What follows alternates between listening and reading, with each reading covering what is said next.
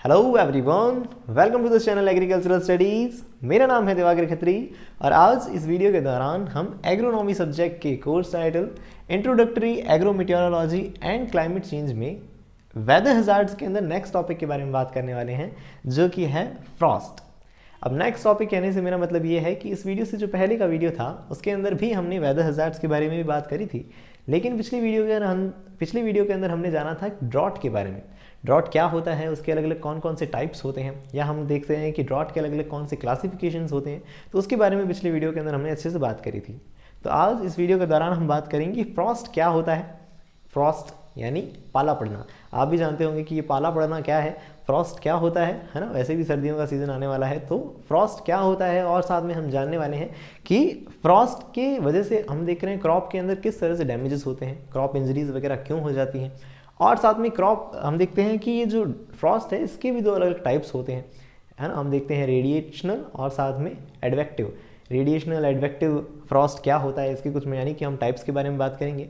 और at the and हम ये भी जानेंगे कि फ्रॉस्ट के वजह से जो क्रॉप डैमेजेस होते हैं, है ना, फसल खराब होने लगती है, तो उसका हम बचाव किस तरह से कर सकते हैं, कि प्रिवेंशन के अलग अलग मेथड्स क्या हैं, कौन कौन से तरीके किसान अपना सकते हैं और अपनाए जाते भी हैं, तो उनके बारे में भी इस वीडियो के दौरान हम बात करने वाले हैं। ओके, फिर से मैं कहना चाहूँगा कि इस वीडियो से पहले का वीडियो अगर आपने नहीं देखा है तो उसका लिंक ऊपर आई बटन के साथ नीचे डिस्क्रिप्शन बॉक्स में अवेलेबल है, आप चाहें तो उसे देख सकते हैं।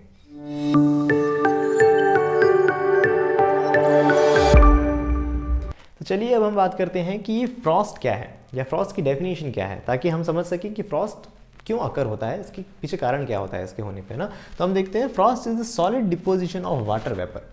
वाटर वेपर का सॉलिड डिपोजिशन है, इस चीज़ को आप याद रखें, है ना। जैसे कि हम बात कर रहे हैं, पिछली वीडियो में हमने ड्यू पॉइंट के बारे में और ड्यू के बारे में बात करी थी। ड्यू मतलब हम देखते हैं कि भाई जो वाटर वेपर होती है वो सीधा किसी ऑब्जेक्ट के कांटेक्ट में आने पर वाटर में डेवलप होती है ना, गैसियस फॉर्म से लिक्विड फॉर्म में आती है, तब उसे हम ड्यू कहते हैं। लेकिन यहाँ क्या हो रहा है, सीधा ही हम देख रहे हैं कि जो वाटर वेपर्स हैं वो सॉलिड फॉर्म के अंदर बदल रही है। सॉलिड फॉर्म क्या होगी, आइस क्रिस्टल्स। तो आइस क्रिस्टल्स के अंदर जब बदलने लगती हैं तब उस कंडीशन को हम क्या कह देते हैं, फ्रॉस्ट कह देते हैं। ये आप बात समझ चुके होंगे। अब ये ऐसा होता कैसे है, तो हम देखते हैं deposition of water vapour from saturated air in the form of small ice crystal. Saturated air मतलब क्या, कि हवा में जितनी नमी आ सकती है उतनी है ना, मतलब मैक्सिमम कितना पानी हवा में स्टोर हो सकता है, यानी वाटर वेपर की फॉर्म में, उस कंडीशन के सैचुरेटेड एयर की फॉर्म के अंदर, है ना। अगर वो सैचुरेटेड एयर जो है कांटेक्ट में आती है किसके, कोल्ड सब्जेक्ट्स वगैरह के, तब उस कंडीशन में हम देखते हैं कि वहाँ आइस क्रिस्टल्स बनते हैं, है ना, ऑन ग्राउंड और अदर सर्फेसेस। ग्राउंड पे हो सकता है ऐसा, या हम देख सकते हैं कहाँ हो सकता है, तो अदर सर्फेसेस, जैसे कि हम देख रहे हैं क्रॉप्स वगैरह के ऊपर, है ना, पौधों के ऊपर बर्फ जमती हुई हमको नजर आती है, तो इसे हम क्या कहते हैं, फ्रॉस्ट कहते हैं। When the temperature of these solid surface falls below the freezing point, ऐसा क्यों, क्योंकि जो सरफेस है, मान लो ज़मीन भी हो सकती है या पौधों की जो सरफेस है, वो उसका फ्रीजिंग पॉइंट से भी कम टेम्परेचर हो गया। फ्रीजिंग पॉइंट आप जानते हैं वाटर का कितना होता है, 0 डिग्री सेल्सियस। तो यहाँ लिखा है below freezing point of water, यानी वाटर की फ्रीजिंग पॉइंट से भी कम हम देख रहे हैं क्या होगा, टेम्परेचर होगा। तो उस कंडीशन में वाटर वेपर सीधा ही सॉलिड के अंदर कन्वर्ट हो जाएंगी, और इस चीज़ को हम क्या कह देते हैं, इस चीज़ को फ्रॉस्ट कह देते हैं, है ना। तो फ्रॉस्ट क्या होता है समझ आया आपको, और किस वजह से बनता है, इस वजह से भी आपको समझ आया होगा। अब अपन बात करते हैं कि इसके अंदर अलग अलग टाइप्स देखे जाते हैं। फ्रॉस्ट को दो तरह से हम देख सकते हैं, डिवाइड कर सकते हैं हम। किस बेसिस पर, कि फ्रॉस्ट आने के पीछे हम देख रहे हैं कि मेन रीज़न, या कह सकते हैं किस अकरेंस किस रूप में आ रही है सामने। तो हम देख सकते हैं इसको हम एडवेक्शन फ्रॉस्ट भी कह सकते हैं, और दूसरा होता है रेडिएशन फ्रॉस्ट। एडवेक्शन का मतलब हम इस तरह से समझ सकते हैं, जब हॉरिजॉन्टली विंड्स वगैरह जब मिक्स हो जाती हैं, तब उसे हम कहीं ना कहीं एडवेक्शन वर्ड यूज़ करते हैं वहाँ। तो एडवेक्शन फ्रॉस्ट का मतलब क्या होगा, कि जब हम देख रहे हैं when freezing air is blowing into the area, मतलब फ्रीजिंग एयर्स यानी कोल्ड वेव्स अगर हम जिन्हें कह सकते हैं, ठंडी हवाएं बहुत ज़्यादा, वो अगर किसी एरिया एक एरिया से दूसरी एरिया की तरफ जा रही हैं, है ना, तो ब्लो कर रही हैं, तो उससे हम देख रहे हैं डिस्प्लेसेस वार्मर एयर। वहाँ जो गर्म हवा अगर होगी भी तो उससे वो डिस्प्लेस कर देगी, है ना। तो ऐसी कंडीशन में हम कहेंगे कि that was present before the Frost occurrence. Frost occurrence से पहले अगर जो वहाँ पे वार्मर एयर थी उसको हटा देगी, तो वहाँ पे ठंडी हवाएं आ जाएंगी, और ठंडी हवाओं के आने से तो जो सैचुरेटेड है एयर से, वो ठंडी हम देख रहे हैं कि ऑब्जेक्ट्स वगैरह के कांटेक्ट में आएंगी, तो कहीं ना कहीं फ्रॉस्ट डेवलप हो सकता है। तो कहने का मतलब ये जो एडवेक्शन फ्रॉस्ट है वैसे कम देखा जाता है, ये इसकी अकरेंस कम है, जबकि ज़्यादा तो मोस्टली केसेस के अंदर रेडिएशन फ्रॉस्ट देखा जाता है। तो ये कब होता है, तो हम देखते हैं विंडी, मतलब एक तरह हवाओं वाला टाइम पीरियड जिससे हम कह रहे हैं कि विंड्स वगैरह काफ़ी चलती हैं, और साथ में नो इन्वर्जन जिसके अंदर टेम्परेचर इन्वर्जन नहीं देखा जाता। टेम्परेचर इन्वर्जन के बारे में पिछले वीडियोस के अंदर हमने बात करी है ना, कि टेम्परेचर इन्वर्जन मतलब नॉर्मली क्या होता है, ज़मीन से ऊपर उठते हैं तो हवा ठंडी होती जाती है, आप भी जानते हैं ना ऐसा कि भाई पहाड़ों पे जाते हैं तो अपने को ठंडक महसूस होती है। तो कहने का मतलब जैसे जैसे ऊपर जाते हैं तो टेम्परेचर कम होता है, लेकिन इन्वर्जन वाली स्टेट्स जब होती हैं, टेम्परेचर जब इन्वर्जन वाला हमने फिनोमेना के बारे में बात करी थी, उसके अलग अलग कारण या अलग अलग सिचुएशंस के बारे में बात करी थी, तब हमने जाना था कि टेम्परेचर इन्वर्जन यानी नीचे से ऊपर जाने पर टेम्परेचर कम होने की जगह बढ़ता हुआ महसूस होता है, तो उसे हम क्या कह देते हैं, टेम्परेचर इन्वर्जन वाली स्टेट कह देते हैं ना, उल्टापन हो जाता है। तो वो वाली स्टेट नहीं होती यहाँ पे, वो स्टेट कहाँ होती है, रेडिएशन फ्रॉस्ट के अंदर। एडवेक्शन फ्रॉस्ट आपको अल्टीमेटली समझ आया, हवाओं के इधर उधर होने से ही हो रहा है, ठीक है, लेकिन ये कम अकर होता है। लेकिन अगर हम बात करें रेडिएशन फ्रॉस्ट जो यूजुअली देखा भी जाता है, तो वो क्या है, उसमें हम देख रहे हैं occurs on clear nights due to radiative cooling. Clear nights को आप याद रखें, क्लियर नाइट्स मतलब जब बादल नहीं होते, है ना। अगर कोई किसान देख रहा है कि ठंड का मौसम है और भाई बादल वगैरह भी नहीं हो रहे हैं बिल्कुल, तो इसका मतलब हो सकता है कि अगले दिन फ्रॉस्ट वाली कंडीशन हो जाए, या उसी रात के अंदर, उस नाइट के अंदर, फ्रॉस्ट नाइट उसको कह सकते हैं अपन, फ्रॉस्ट हो सकता है। क्यों हो सकता है, क्योंकि जब बादल नहीं है तो ऊपर से कोई हीट वगैरह को पकड़ने वाला नहीं है, या हम कह सकते हैं कि वार्मर एयर को पकड़ने वाला नहीं है कोई, तो क्योंकि बादल होते हैं तो अल्टीमेटली वो उसको नीचे रोके रखते हैं। तो अगर ऐसा नहीं है, बादल नहीं हो रखे, तब क्या होगा, ज़मीन में से जो हीट है वो निकलती जाएगी, अल्टीमेटली ऊपर उठती जाएगी, तो नीचे का माहौल अल्टीमेटली क्या होता जाएगा, ठंडा होता जाएगा। तो ठंडा होते जाने की वजह से वहाँ फ्रॉस्ट डेवलप होगा।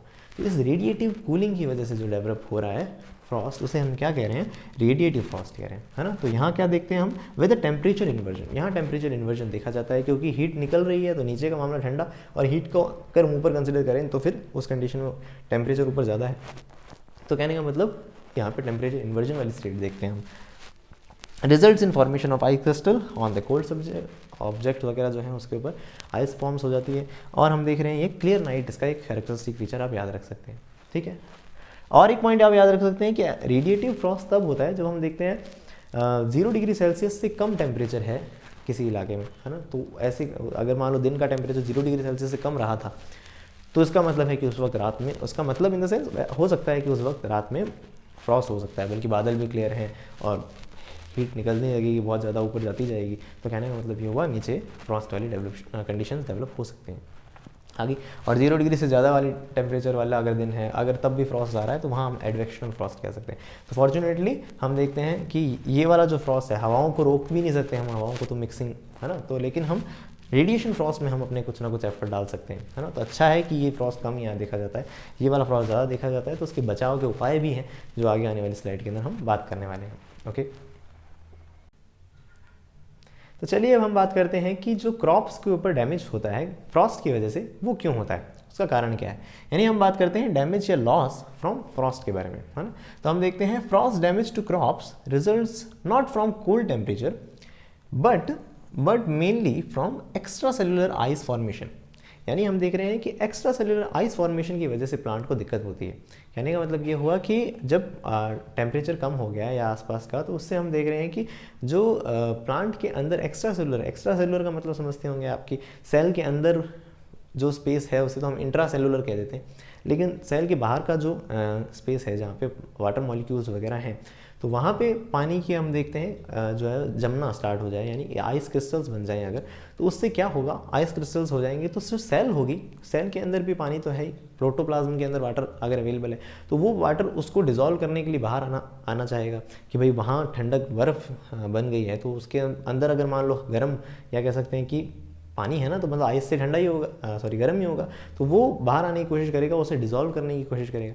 तो पौधे के अंदर से, बल्कि जो सेल्स के अंदर से पानी है उल्टा वो बाहर आने लगेगा, या सेल के कांटेक्ट में, उस बर्फ़ के कांटेक्ट में आने लगेगा, एक्स्ट्रा सेलुलर स्पेस में आने की कोशिश करने लगेगा। तो उससे क्या होगा, उससे हम देख रहे हैं विच ड्रॉज वाटर आउट, जिससे पानी बाहर आना, and dehydrate the cell dehydrate हो गई, यानी पानी की कमी होने लगी सेल के अंदर। तो इससे क्या हुआ, एंड कॉज इंजरी, जिससे कि हम देख रहे हैं कहीं ना कहीं इंजरीज होती हैं। और साथ में हम ये भी कह सकते हैं कि भाई सेल्स वगैरह या जो भी हम देख रहे थे एक्स्ट्रा सेलुलर स्पेस के अंदर बर्फ़ जमती जाएगी, तो अल्टीमेटली हम देखेंगे जो फटने लगेंगे, जो पौधे की हम अलग अलग नर्व्स वगैरह या जो ट्यूब्स वगैरह जो हैं उसके अंदर, वहाँ क्या होगा, उसके अंदर इंजरी, यानी वो फटने लगेंगे, है ना। तो कहने का मतलब उससे दिक्कत होगी, पौधा मरने लगेगा और अल्टीमेटली उसकी डेथ हो जाएगी, है ना। तो कहने का मतलब ये हुआ कि इस वजह से हम देखते हैं कि डैमेज होता है फ्रॉस्ट का।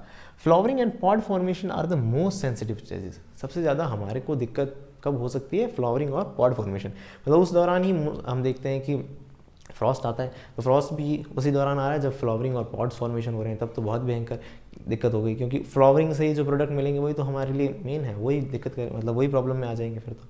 एक ये भी आप याद रख सकते हैं कि gynoecium is the most sensitive plant part, है ना। फ्रॉस्ट के लिए हम कह रहे हैं सबसे ज़्यादा सेंसिटिव पार्ट कौन सा? जिसमें फ्लावर फॉर्मेशन या पॉड फॉर्मेशन हो रहा है, यानी हम देख सकते हैं गाइनोशियम। गाइनोशियम आप जानते ही होंगे, है ना, फीमेल रिप्रोडक्टिव सिस्टम को एक दूसरे हम कह देते हैं, तो उसे हम कह रहे हैं। अब देखिए क्रॉप्स जैसे कि हम बात करें कैस्टर, टबैको और टमाटो, क्यूमिन, तो इस तरह की जो क्रॉप्स हैं ये ज़्यादा सेंसिटिव होती हैं किसके लिए? फ्रॉस्ट के लिए। तो अगर ऐसा हम क्रॉप्स लगा रहे हैं तो हमें पहले ही वेल प्रिपेयर्ड रहना चाहिए। तो अपन ने अभी ये समझा कि भाई फ्रॉस्ट से डैमेज किस तरह से हो सकता है पौधों में, किस तरह से हो सकता है। अगर ये पता होगा तो हम जो उसके उपाय करने वाले हैं, इसको रोकने के अलग अलग जो मेथड्स काम में लेंगे वो हमें अच्छे से समझ आएंगे कि भाई अच्छा इसका ये कारण है कि अंदर बर्फ़ फॉर्मेट हो रही है, तब हम इसके ऊपर उसका सॉल्यूशन सोच सकेंगे ना। तो हमें उसका कारण पता होना चाहिए कि पौधा मर क्यों रहा है। इसलिए मैंने ये चीज़ें ऐड करी कि डैमेज और loss from the Frost. Okay, अब नेक्स्ट स्लाइड में हम बात करेंगे prevention methods for controlling the prevention methods के बारे में बात करेंगे जो कि फ्रॉस्ट के लिए है ना, फ्रॉस्ट डैमेज के लिए है। तो चलिए अब बचाव के बारे में बात करते हैं, है ना। फ्रॉस्ट क्या होता है, कैसे होता है, बहुत बातें कर ली, प्रैक्टिकली ऐसी बातें करते हैं जो काम की हैं, है ना। यानी कि प्रोटेक्शन मेजर्स अगेंस्ट फ्रॉस्ट, कि फ्रॉस्ट से बचाव किस तरह से किया जा सकता है, वो बातें इंपॉर्टेंट है। जैसे कि हम देख रहे हैं कि फर्स्ट थिंग है या सबसे जो पॉपुलर चीज़ है और इम्पॉर्टेंट है वो है burning farm waste material to create smoke fumes. Burning farm waste material, जो फार्म का वेस्ट मटेरियल है, सूखी पत्तियाँ वगैरह या जो भी भूसा वगैरह जो कुछ भी है उसे जला दिया जाता है। क्यों जला दिया जाता है खेत के आसपास? ताकि हम आर्टिफिशियल क्लाउड्स क्रिएट कर सकें। हमने पहले बात करी थी रेडिएशनल फ्रॉस्ट के बारे में। रेडिएशन फ्रॉस्ट के अंदर हमने देखा था कि भाई बादल नहीं है तो हीट निकलती जाती है और अल्टीमेटली माहौल ठंडा हो जाता है नीचे का।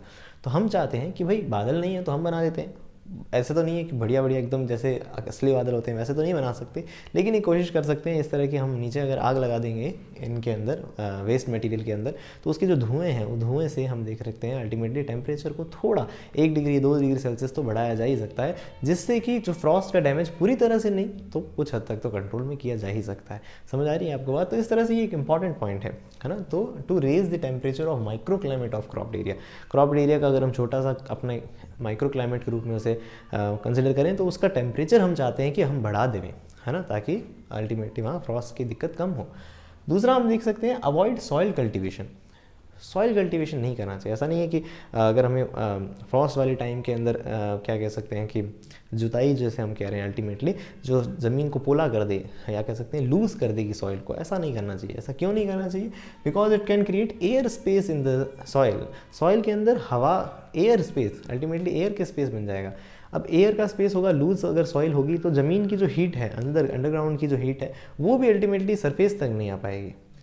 ऐसा क्यों? क्योंकि एयर स्पेस की वजह से क्या होता है, हीट कंडक्ट नहीं हो पाती है। कंडक्शन जो नॉर्मल अगर कम हुआ अगर एयर उसके अंदर या नॉर्मल जितनी होती है उतनी है, तो उस कंडीशन में कहीं ना कहीं कंडक्शन होता रहता है, नीचे से ग्राउंड की हीट अल्टीमेटली ऊपर आती रहती है, लेकिन वो भी नहीं पहुंच पाएगी। क्यों? क्योंकि आपने ज़मीन बहुत ज़्यादा थोतली या कह सकते हैं पोली कर दी, है ना। तो उससे क्या हो गया, सॉइल बहुत ज़्यादा एयर स्पेस उसमें क्रिएट हो गए। एयर स्पेस के अंदर हम आप जानते होंगे वैसे एयर जो होती है हीट का कंडक्टर नहीं होती है। ये बहुत अच्छी चीज़ थी, मेरी टीचर ने हमको एक बार समझाई थी, तब मुझे बहुत अच्छी चीज़ लगी थी। अच्छा ऐसा भी होता है, एयर खुद ही क्या नहीं है, हीट का कंडक्टर नहीं है। तभी तो हम देखते हैं ना स्वेटर वगैरह के अंदर जो हम देख रहे हैं वहाँ एयर स्पेस जो उसको हमारे अंदर की बॉडी की हीट को वो कहीं ना कहीं एयर ही उसको रोक के बैठ जाती है कि वो हीट बाहर नहीं आ पाती। तो अल्टीमेटली अब हम देख रहे हैं कि वो ज़मीन की हीट जो है अल्टीमेटली बाहर नहीं आ पा रही। तो इन द सेंस क्या हो गया, पौधे तक भी इवन नहीं पहुंच पा रही। तो सरफेस बहुत जल्दी हवाओं की वजह से ये अल्टीमेटली ठंडी हो रही है, तो उससे वजह से हम देख रहे हैं कि डैमेज ज़्यादा पहुंच रहा है ना। तो कहने का मतलब मेरे ख्याल से आपको ये पॉइंट समझ आया होगा कि avoid soil cultivation, soil cultivation को अवॉइड करना चाहिए। और हम देख रहे हैं लाइट इरीगेशन फ्रॉम स्प्रिंकलर वगैरह से कुछ पानी पहुँचाना चाहिए सर्दियों में। हमें लगता है कि सर्दियाँ हैं, है ना, जैसे गार्डनर्स वगैरह जो होते हैं, जिन लोगों के घरों में गार्डनिंग करते हैं, तो उस केस में कभी कभी उनको लगता है कि भाई सर्दियां हैं तो पौधों को पानी क्यों देना, या बहुत ज़्यादा पानी दे देते हैं हम, है ना। तो ज़्यादा पानी भी नहीं, बहुत कम पानी भी नहीं, हल्का फुल्का पानी उसके ऊपर देना चाहिए हमें। क्यों देना चाहिए इसके बारे में अभी लास्ट स्लाइड में हमने बात करी ना, कि जो एक्स्ट्रा सेलुलर स्पेस है वहाँ आइस है, तो सेल्स से क्या निकल रहा है अल्टीमेटली, पानी निकलता जा रहा है, पौधा डिहाइड्रेट हो रहा है। तो पौधे को चाहिए क्या, पानी चाहिए कि भाई पानी दे दो थोड़ा सा एक्स्ट्रा नीचे से, ताकि नीचे से थोड़ा अब्जॉर्व कर लूँगा तो मैं क्या करूँगा, उस आइस को थोड़ा सा जल्दी डिजॉल्व कर पाऊँगा या अल्टीमेटली अपने आप को मेंटेन, अपने आप को ज़िंदा रख पाऊँगा। तो वो वाली बात जो है हम कह रहे हैं लाइट इरीगेशन फ्रॉम स्प्रिंकलर। आई बात समझ में। और हम देख सकते हैं कि सॉइल कवर मतलब सॉइल को कवर कर दिया जाए। रेडिएशनल कूलिंग की वजह से हीट निकलती जा रही है, हमने उसको क्या कर दिया, मल्चिंग करके, प्लास्टिक मल्च हो सकता है, या हम कह सकते हैं जो हम देख सकते हैं बायोटिक, या कह सकते हैं ना कि अल्टीमेटली जो घास फूस वगैरह से बनाई गई मल्च हो सकती है। तो वो मल्च वगैरह जो हम अगर बिछाएं, ज़मीन की गर्मी को उसमें ही रहने दें, है ना, कि भाई बाहर मत आओ क्योंकि पौधों को चाहिए है वो गर्मी। तो कहने का मतलब ये होगा मल्चिंग कर सकते हैं हम, है ना। और साथ में हम क्या कर सकते हैं, एप्लीकेशन ऑफ 0.1% ऑफ H2SO4, गंधक का इस्तेमाल कर सकते हैं ना। H2SO4 क्या होता है आप जानते होंगे, सल्फ्यूरिक एसिड, है ना, तेजाब जिसे हम आम भाषा में कह देते हैं। तो उस कंडीशन में इसका इस्तेमाल करने से भी फ़ायदा है, क्योंकि पौधे के अंदर बहुत ज़्यादा ठंडक महसूस हो रही है उसे, तो हल्की सी उसे गर्मी पहुँचा दो, हल्की सी पहुँचानी है, ऐसा नहीं बहुत ज़्यादा तेजाब डाल दिया। आप खुद भी जानते हैं तेजाब हमारे इंसानों के लिए भी कितना डैमेजिंग हो सकता है स्किन पे, मतलब इसकी अगर हम छिड़काव कर रहे हैं तो बहुत सावधानी बरतने की ज़रूरत है। अगर सोचो हमारे इंसान को इतना ज़्यादा इफेक्ट कर सकता है स्किन को, तो पौधे की तो क्या हालत हो जाएगी। तो कहने का मतलब ये होगा बहुत कम इसकी क्वांटिटी, कितनी कम, तो 0.1% ओनली। 0.1% का क्या मतलब होता है, तो मतलब कि 1 ml पर 1 लीटर, यानी 1 लीटर के अंदर 1 ml, यानी 15 लीटर का टैंक है तो उसमें 15 ml ही डालना है खाली, क्या H2SO4। या 20 लीटर का जो स्प्रिंग टैंक है तो उसमें 20 लीटर ही हमें क्या डालना है, H2SO4 डालना है, जिससे कि क्या हो, हल्का सा मात्रा हम जो H2SO4 की प्रोवाइड कराएं अगर पौधों के ऊपर, तो क्या हो जाएगा, पौधे के अंदर थोड़ी सी गर्मी बनी रहेगी, है ना। तो वो गुट्टी उसको पिलाई हुई जो है काम करेगी, है ना। तो कहने का मतलब ये हुआ पौधा थोड़ा सा गर्म रहेगा, फ्रॉस्ट से उसका डैमेज कम किया जा सकता है। तो समझ आइए आपको। तो ये प्रैक्टिकल कुछ चीज़ें हैं जो वास्तव में की जाती हैं, और भी बहुत सारे मेथड्स हैं, है ना। और नेक्स्ट स्लाइड के अंदर मैं कोशिश करता हूँ कि उन्हें एक लिस्टेड फॉर्म के अंदर, एक लिस्ट के रूप में आपके सामने रिप्रेजेंट करूँ। उस हर एक पॉइंट को हम एक एक करके डिस्कस नहीं करेंगे, क्योंकि ऐसा करेंगे अगर हम तो ये वीडियो पता नहीं न जाने कितने मिनट का हो जाएगा। तो फिर उसको एक लिस्टेड फॉर्म के अंदर मैं आपके सामने रिप्रेजेंट करूँगा, ताकि आप उसे पढ़ सकते हैं, नोट कर सकते हैं। अगर उन पॉइंट्स को भी आप डिटेल्स में पढ़ना चाहें तो नीचे डिस्क्रिप्शन बॉक्स में एक लिंक या PDF फॉर्म आपको अवेलेबल करवाई गई है, उसके ऊपर क्लिक करके आप उसे डिटेल्स में भी पढ़ सकते हैं, है ना। वरना आप इन मेन चीज़ों को तो याद रख ही सकते हैं। अच्छा, एक इंपॉर्टेंट पॉइंट आप ये भी याद रख सकते हैं कि रेजिस्टेंट वेराइटीज़ कहाँ में ली जाए। प्लांट अगर हम फ्रॉस्ट के वो लें, ऐसा प्लांट लें जिसके अंदर से लेट फ्लावरिंग होती है ना, जो, या हम कह रहे हैं फ्रॉस्ट के लिए रेजिस्टेंट है। तो ऐसी वैरायटीज़ अगर हम काम ले रहे हैं किसी पर्टिकुलर पोटैटो की, टोमेटो वगैरह की, तो उससे भी हमारे फ्रॉस्ट को है बचाव हो ही सकता है ना। तो इस तरह से कुछ पॉइंट्स हैं जो इंपॉर्टेंट है, वो तो यहीं समझ लिए। और नेक्स्ट जो एक शॉर्ट फॉर्म के अंदर हम पढ़ सकते हैं, उनके बारे में नेक्स्ट स्लाइड के अंदर हम बात करेंगे। ओके, तो चलिए अब हम बात करते हैं कुछ प्रोटेक्शन मेथड्स के बारे में, है ना। प्रोटेक्शन मेथड्स तो वैसे मेन तो हमने इंपॉर्टेंट तो अच्छे से बात करी थी, लेकिन अगर एक लिस्टेड फॉर्म के अंदर भी हम इसे पढ़ते हैं कि ऐसे कौन कौन से प्रोटेक्शन मेथड को क्लासीफाई कैसे कर सकते हैं। ऐसे मान लीजिए क्लासीफाई, यानी कि एक कुछ तरह के मेथड्स जो है इन्हें हम पैसिव मेथड्स कह सकते हैं, और कुछ मेथड्स जो है इन्हें एक्टिव मेथड्स कह सकते हैं। एक्टिव पैसिव का मतलब आप इस तरह से समझ सकते हैं कि पैसिव मेथड जो फ्रॉस्ट आने से पहले कहीं ना कहीं अप्लाई किए जा सकते हैं, कि हम पहले ही प्रिपेयर होकर बैठे हों कि भाई फ्रॉस्ट हो सकता है, हमें पता है कि भाई रात में आज बादल नहीं है और ठंड पड़ रही है, 0 डिग्री सेल्सियस से कम टेम्परेचर हो रहा है, तो भाई अगले दिन पाला पड़ सकता है। तो उस कंडीशन में हम क्या कर सकते हैं, पहले ही अगर कुछ चीज़ें करके रखें, या उस सिचुएशन के हिसाब से ही चलें अच्छे से, कि पाले वाली जब टाइम आएगा तब हम सेफ रह सकें थोड़े। तो वो वाली कंडीशंस जो, उस तरह के मेथड जो है उन्हें पैसिव मेथड कह देते हैं। और एक्टिव मेथड कब, जब पाला आ गया, या कह सकते हैं फ्रॉस्ट अब जो हो गया, तब उस कंडीशन के बाद हम, या ड्यूरिंग फ्रॉस्ट नाइट, उस दौरान हम जब कर रहे हैं अल्टीमेटली जो मेजर्स काम में ले रहे हैं, वो क्या कह सकते हैं, एक्टिव प्रोटेक्शन मेथड्स हो सकते हैं, है ना। तो अब इसके अंदर कौन सी चीज़ें आती हैं, जैसे कि पैसिव के अंदर हम बात करें तो साइट सिलेक्शन एंड मैनेजमेंट, कि आप साइट सिलेक्शन मतलब कहाँ पे आप जो खेती करने वाले हैं, इलाका कैसा है ना। तो फ्रॉस्ट या आसपास के जो लोग जो रहते हैं, फार्मर्स वगैरह, उन्हें अंदाज़ा रहता है कहीं ना कहीं कि हम जहाँ इलाके में रहते हैं या फिर उस जगह फ्रॉस्ट का डैमेज किस वक्त ज़्यादा होता है, वो एक्सपीरियंस होते हैं। तो कहीं ना कहीं जो साइट सिलेक्शन है, लैंड सिलेक्शन वगैरह है, वो अच्छे से किया जाना चाहिए, पहले ही अंदाज़ा रहना चाहिए कि कहाँ हमें बोना चाहिए, है ना।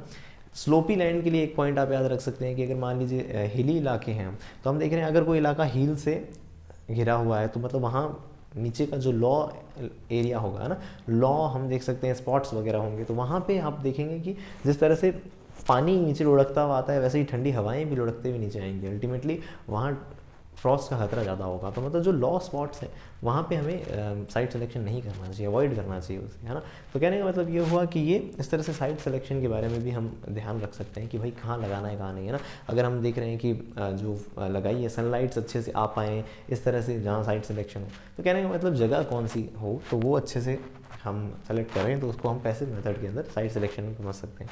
दूसरा हम देख सकते हैं, अच्छा एक है ना कोल्ड एयर ड्रेनेज नाम से भी एक पॉइंट मिलेगा, अगर आप नीचे और अच्छे से डिस्क्रिप्शन बॉक्स में जो लिंक अवेलेबल है उसे आप पढ़ेंगे तो वहाँ देखेंगे आप कोल्ड एयर ड्रेनेज, यानी कि हवा अगर जो है ठंडी उससे ड्रेनेज यानी निकल सके, तो उसके लिए हम क्या कर सकते हैं, है ना। तो निकल सके तो मतलब जो हिंड्रेंस वगैरह है खेत के आसपास बड़े बड़े, अगर हमने हीप्स वगैरह बना रहे मतलब ऐसे क्या बोल सकते हैं, ऐसे भूसा वगैरह के इकट्ठा कर करके हमने कुछ बाधाएं बना रखी हैं हवाओं को निकलने के लिए, तो वो भी हम क्लियर कट कर सकें, कोशिश करें कि वहाँ से कोल्ड एयर आसानी से निकल पाए, है ना। तो वो पॉइंट भी आप पढ़ सकते हैं। दूसरा हम देख सकते हैं प्लांट सिलेक्शन, यानी हम प्लांट रेजिस्टेंट वेराइटीज़ वगैरह काम में लें, है ना। Frost resistance variety Frost resistance की वेराइटीज़ हों या ऐसी वेराइटीज़ जिसमें ब्लूमिंग लेट होती है ना, ताकि जब फ्रॉस्ट आके निकल जाए उसके बाद फ्लावरिंग हो उसके अंदर। तो ऐसा करके हम कुछ हम देख सकते हैं पैसिव मेथड्स काम में ले सकते हैं। Canopy trees and coverage with vegetation, vegetation मतलब अगर पानी जैसी कंडीशंस हो सकती है तो हम कोशिश करेंगे कि इंटरकल्चरल ऑपरेशंस जो होते हैं, वीड्स वगैरह हटा देना वगैरह वो नहीं करेंगे, क्योंकि आप भी जानते हैं खुली और बिना पेड़ पौधे की ज़मीन में कहीं ना कहीं ज़्यादा देखेंगे हम कंडीशंस हो सकती हैं, ज़्यादा ठंड पड़ सकती है। तो हम अगर उसको कंट्रोल में रखेंगे, पौधे वगैरह होंगे अच्छे से कवर्ड हुई होगी ज़मीन, तो कहीं ना कहीं कुछ तो गर्मी में पकड़ के रखेंगे वो, तो कहीं ना कहीं मतलब ये हुआ कवर होना चाहिए वेजिटेशन से। और कैनोपी ट्रीज़ वगैरह होंगे तो उसके नीचे भी कहीं ना कहीं हीट थोड़ी सी ट्रैप हो सकती है। तो कहने का मतलब ये हो गया कि वो कैनोपी ट्रीज़ वगैरह के रूप में पढ़ते हैं हम। पेस्टिसाइड एप्लीकेशन के रूप में आप याद रखें कि पेस्टिसाइड का एप्लीकेशन नहीं करना चाहिए किस दौरान, जब फ्रॉस्ट आता है उस दौरान हम नहीं करते किसका एप्लीकेशन, पेस्टिसाइड्स वगैरह का। शायद इसलिए क्योंकि पेस्टिसाइड्स का अगर मतलब जैसे इंसेक्ट्स वगैरह को मारने के लिए हम पेस्टिसाइड का इस्तेमाल इस दौरान नहीं करेंगे। अब इसका पर्टिकुलर क्या क्लियर रीज़न है वो तो टू बी ऑनेस्ट मुझे भी नहीं पता। मैंने कोशिश करी काफ़ी ढूंढने की पेस्टिसाइड का इस्तेमाल क्यों नहीं करना है फ्रॉस्ट के अंदर, मैंने काफ़ी जगह पूछने की कोशिश भी करी लेकिन मुझे क्लियर कट आवाज़ या जवाब नहीं मिला। अगर आपको पता है तो आप कमेंट सेक्शन में ज़रूर बताइएगा। और साथ में देख सकते हैं हम avoid soil cultivation. Soil cultivation मतलब कि जैसे कि हमने बात करी थी एयर स्पेस रह जाते हैं तो वो नहीं करना चाहिए, सॉइल कल्टिवेशन नहीं करना चाहिए, इरीगेशन देना चाहिए, पानी देना चाहिए। और बैक्टीरियल कंट्रोल, बैक्टीरियल कंट्रोल के अंदर एक चीज़ हम समझते हैं INA जो होता है वो होता है आइस न्यूक्लिएशन एक्टिव बैक्टीरिया। तो मतलब ये ऐसे बैक्टीरियाज होते हैं कुछ जो आइस फॉर्मेशन को क्या कहते हैं इंड्यूस करते हैं। तो हम कोशिश करें कि ऐसे हम बैक्टीरियाज वगैरह जो हैं वो उनको कम कर सकें, या नॉन INA जिसको हम कह सकते हैं ना कि आइस न्यूक्लिएशन बैक्टीरिया जो एक्टिव बैक्टीरियाज हैं उनको डेवलप करने की कोशिश कर सकते हैं। ओके, और वहीं अगर हम बात करें एक्टिव मेथड्स के बारे में, तो एक्टिव मेथड्स मतलब जो फ्रॉस्ट आने के बाद हम अप्लाई करते हैं, यानी कि फ्रॉस्ट नाइट के ऊपर, है ना। तो उसके अंदर हम देखते हैं हीटर्स का इस्तेमाल किया जा सकता है। बड़े बड़े हीटर्स वगैरह जो होंगे तो वो क्या करेंगे, ऑफकोर्स हीट प्रोड्यूस करेंगे, तो उसको फ्रॉस्ट को कम किया जा सकता है ना, आप समझ ही सकते हैं ऐसे।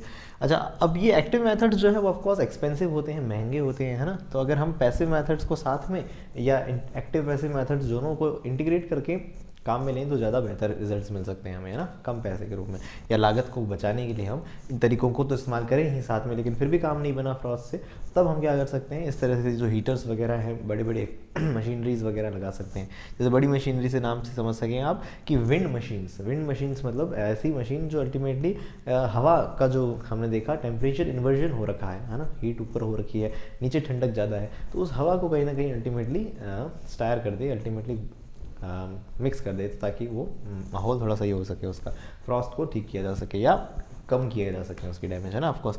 तो अब नेक्स्ट देख सकते हैं हेलीकॉप्टर्स वगैरह। तो ये थोड़ा सा प्रैक्टिकल लगती है सुनने में बातें कि भाई हेलीकॉप्टर ही ले आए आप पूरा, ताकि अल्टीमेटली गोल यहाँ हम देख सकते हैं ऐसा क्यों किस रूप में किया जा सकता है कि ताकि वही हवा को मिक्स किया जा सके, अल्टीमेटली उसके अंदर पावर इतनी होगी कि एयर जो है अल्टीमेटली वो ठंडी कोल्ड एयर जो मतलब देखते हैं हम कि क्रॉप वगैरह उसके ऊपर पकड़ सकती है उसको हम हटा दें वहाँ से। तो अल्टीमेटली इस तरह से हेलीकॉप्टर्स का इस्तेमाल, और इरिगेशन वगैरह की आपने बात समझी ही थी पहले, स्प्रिंकलर इरिगेशन, सरफेस इरिगेशन, इस तरह से कुछ इरिगेशन अगर प्रोवाइड कराई जाए तो उससे भी हम देख सकते हैं क्या फ्रॉस्ट का डैमेज कम किया जा सकता है। है ना। तो कहने का मतलब ये हुआ, इस तरह से भी इन्हें हम क्लासीफाई भी कर सकते हैं अलग अलग ग्रुप में। और इससे भी ज़्यादा अगर आप डिटेल्स में पढ़ना चाहें तो नीचे डिस्क्रिप्शन बॉक्स में लिंक अवेलेबल है, आप उसे पढ़ सकते हैं। ओके, तो ये था हमारा आज का वीडियो, और हमेशा की तरह इस वीडियो के अंदर मैंने आपको जो कुछ भी एक्सप्लेन किया है उसकी एक PDF फॉर्म नीचे डिस्क्रिप्शन बॉक्स में अवेलेबल है, आप उसको डाउनलोड करके आराम से पढ़ सकते हैं।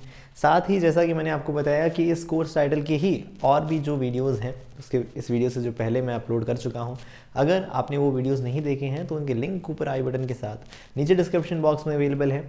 और साथ में मैं आपको बताना चाहूँगा कि अगर आप जनरल एग्रीकल्चर की नॉलेज और क्वेश्चन आंसर्स में इंटरेस्ट रखते हैं तो आप हमें इंस्टाग्राम या फेसबुक पर फॉलो कर सकते हैं। वहाँ रेगुलर पोस्ट के ज़रिए मैं कोशिश करता हूँ कि जनरल एग्रीकल्चर की जो फैक्ट्स वगैरह है वो आपके साथ शेयर करता रहूँ।